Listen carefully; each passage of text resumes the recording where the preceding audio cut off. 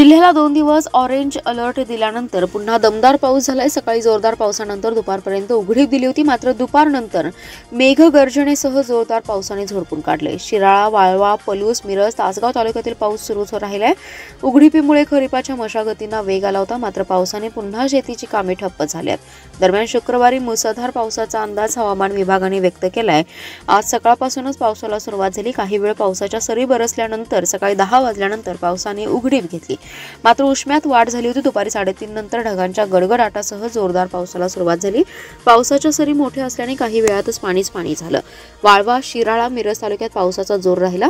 तासगाव शहरासह मांजर्डे, विसापूर, पेड, वायफळे, बलगवडे, बस्तवडे, मणेराजुरी, कवठे, एकंद, कुमठे तसेच कवठे मंकाळमधील बहुतांशी गावात हलकासा पाऊस झालाय। सांगली शहरात दुपारनंतर मुसळधार पावसाने झोडपून काढलं। सायंकाळी सुरू झालेल्या जोराच्या पावसामुळे जनजीवन विस्कळीत झालं। शहरातील सखल भागात पाणी साचलं होतं। काँग्रेस कमिटी, मारुती रोड, भाजी मंडई, स्टँड परिसर, मार्केट यार्ड परिसर, स्टेशन चौक, सिटी पोस्ट चौकात पाणी साचलं होतं। मुख्य रस्त्यावर पाणी साचल्याने वाहतूक ही विस्कळीत झाली होती।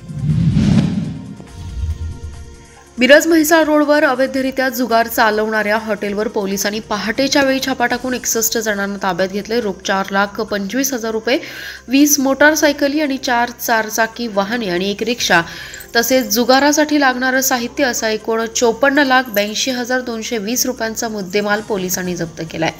सर्वांवर मिरज शहर पोलिसात गुन्हे दाखल करण्यात आले। पहाटेच्या वेळी पोलिसांनी ही कारवाई केली आहे।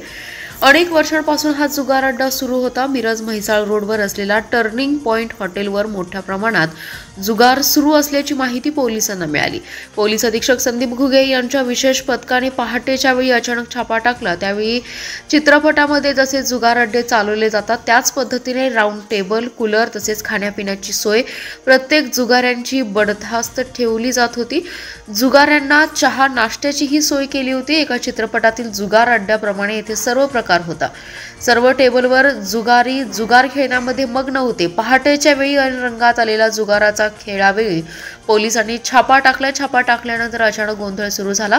पोलिसांचा फौजफाटा तैनात होता। पोलिसांनी खबरदारी घेऊन जुगार खेळत असलेल्या 61 जणांना ताब्यात घेतलं। तसेच जुगारासाठी लागणारे साहित्य आणि रोख 4,25,000 रुपये, 20 मोटारसायकली, 4 कार आणि 1 रिक्षा असा एकूण 54,82,220 रुपयांचा मुद्देमाल पोलिसांनी जप्त केलाय।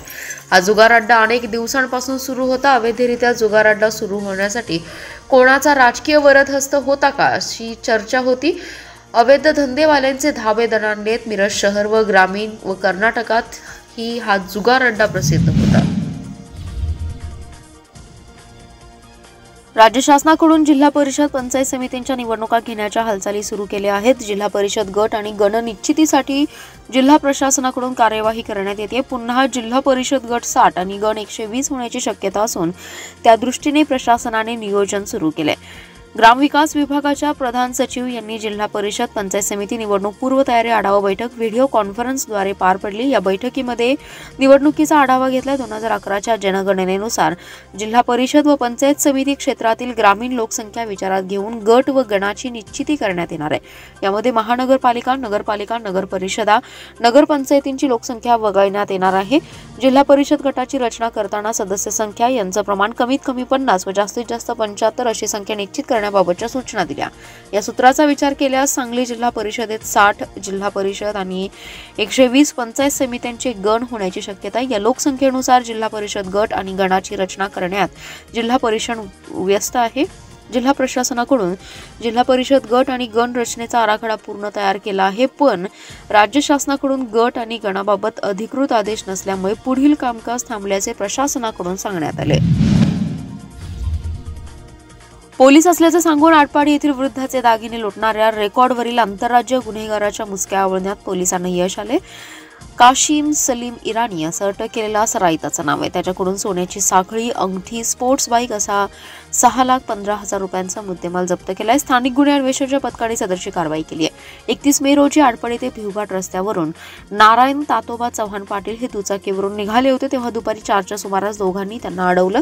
आम्ही पोलीस आहोत, पुढे लुटालूट सुरू आहे, तुमच्या जवळील दागिने काढून खिशात ठेवा असं त्यांनी सांगितलं।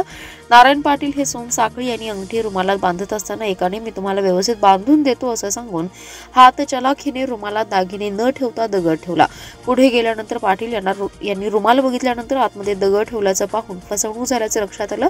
त्यांनी आटपाडी पोलीस ठाण्यात याबाबतची फिर्याद दिली।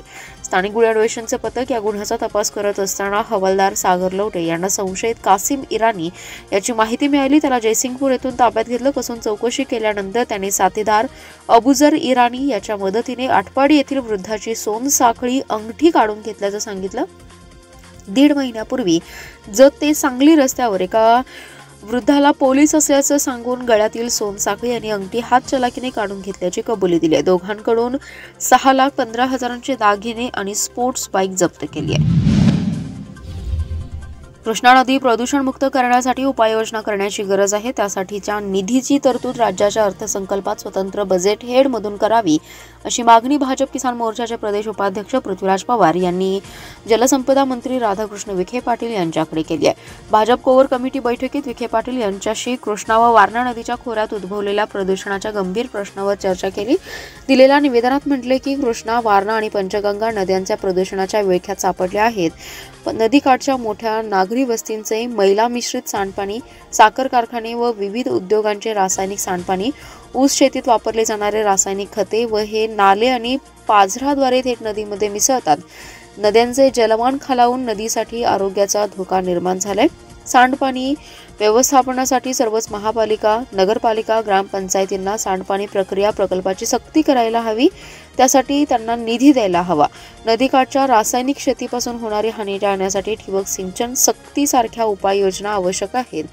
साखर कारखाने व अन्य उद्योगांवर नियंत्रणासाठी कडक धोरण राबवायला हवं।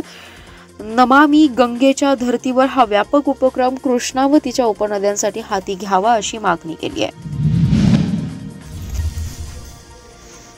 वाळवा तालुक्यातील साखराळे येथील राजाराम सॉल्वेक्स जवळील सचिन बाळासाहेब पाटील यांच्या आडसाली ऊस पिकात अंदाजे 4 वर्ष वयाचा नर जातीचा बिबट्या मृत अवस्थेत मिळून आला। बिबट्या 4 दिवसांपासून आजारी असल्याने त्याचा मृत्यू झाल्याचं समोर आलंय। साखराळे येथे सचिन पाटील यांचं शेत आहे। त्यांच्या शेजारी परशुराम माळी दुपारी 2:30 वाजता शेतातील कामे करून घरी जाताना त्यांना शेतातून उग्र वास आला। त्यांनी ऊसाच्या पिकात जाऊन पाहिले असता बिबट्या मृत अवस्थेत पडल्याचं दिसून आलं। या प्रकाराची माहिती माळी यांनी सचिन पाटील यांना दिली।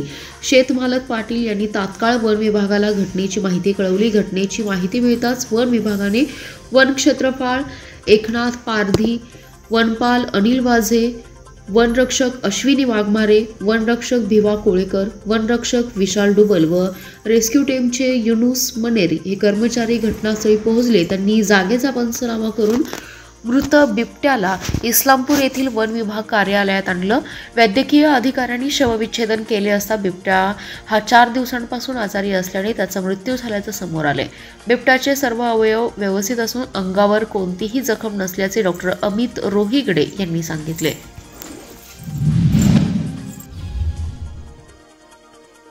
तासगाव रोडवरील कौलापूर येथील ओढ्याजवळ बुधवारी मध्यरात्रीच्या सुमारास भरधाव कारने मोपेड दुचाकीला समोरून जोराची धडक देऊन फरफटत नेले। सदरचा अपघात हा बुधवारी रात्री 11:30 वाजण्याच्या सुमारास झाला। या अपघातात कुमठे फाटा येथे हॉटेलमध्ये आचारी काम करणारे वस्ताद प्रमोद वसंत पितळे व महिला कामगार कमल महादेव तोडकर हे दोघे जण ठार झाले। त्या अपघाताची नोंद सांगली ग्रामीण पोलीस ठाण्यात झाली आहे। मृत प्रमोद पितळे हे कुमठे फाटा येथे हॉटेल सृष्टीराज येथे गेल्या 6 वर्षांपासून वस्ताद म्हणून कामास आहेत। बुधवारी रात्री 11:30च्या सुमारास काम आटोपल्यानंतर ते हॉटेलमधील महिला कामगार कमल तोडकर यांना घेऊन मोपेडवरून सांगलीकडे येत होते। कौलापूर येथील ओढ्याजवळ आल्यानंतर रात्री 11:30च्या सुमारास समोरून भरधाव वेगाने येणाऱ्या कार चालकाने पितळे यांच्या मोपेडला जोरदार धडक दिली। धडकेनंतर मोपेडला काही अंतरावर फरफटत रस्त्याकडेला असलेल्या काटेरी झुडपात नेलं। या धडकेत मोपेडवरील पितळे व तोडकर हे दोघे जण गंभीर जखमी झाले। धडकेनंतर मोटारसायकल चालकाने जखमींना मदत न करता कुमठे फाट्याच्या दिशेने पलायन केलं। अपघातानंतर घटनास्थळी वाहन चालक व नागरिक जमले।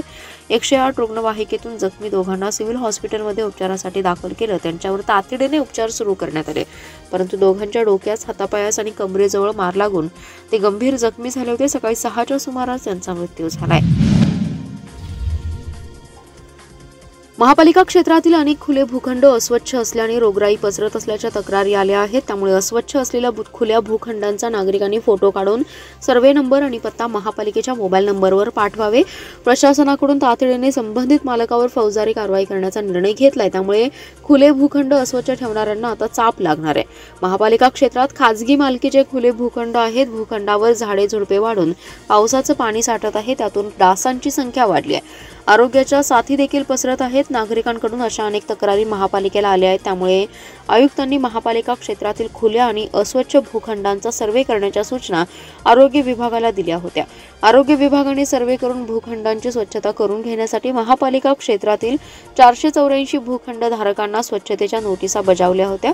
स्वच्छता निरीक्षक आणि आरोग्य विभागाच्या टीमने संपर्क साधत 218 इतके खाजगी खुल्या भूखंडांची स्वच्छता करून घेतली आहे। काही भागांमध्ये अद्याप खाजगी भूखंड धारकांनी स्वच्छता केली नसल्याचे आरोग्य विभागाच्या निदर्शनास आले। त्यामुळे महापालिकेच्या वतीने स्वच्छता निरीक्षक यांच्याद्वारे संबंधित भूखंडाचे मालक शोधून त्यांच्यावर फौजदारी स्वरूपाची कारवाई करण्यासाठी प्रस्ताव तयार करण्यात येत आहेत। कोल्हापूर रस्त्यावरील अंकली हद्दीत असणाऱ्या माय हिंदाई शोरूम मध्ये घुसून चोरट्यांनी 10 लाखांची चोरी केली आहे। शोरूम मधील तगड्या सुरक्षा यंत्रणेला आव्हान देत चोरट्यांनी भिंतीवरून आत प्रवेश केला। कटर स्क्रू ड्रायव्हरने उचकटून तिजोरीच पळवून नेली। मध्यरात्री 2:59 ही चोरी झाली। यावेळी चोरट्यांनी सुरक्षा रक्षकांवर दगडफेक केली। दरम्यान पोलिसांना माहिती मिळताच तात्काळ घटनास्थळी धाव घेतली। तोवर चोरट्यांनी तिजोरी कटरने कापून रक्कम घेऊन पलायन केलं। परिसरातील सीसीटीव्हीत 5 चोरटे कैद झाले असून शोधासाठी पथके रवाना करण्यात आली आहेत।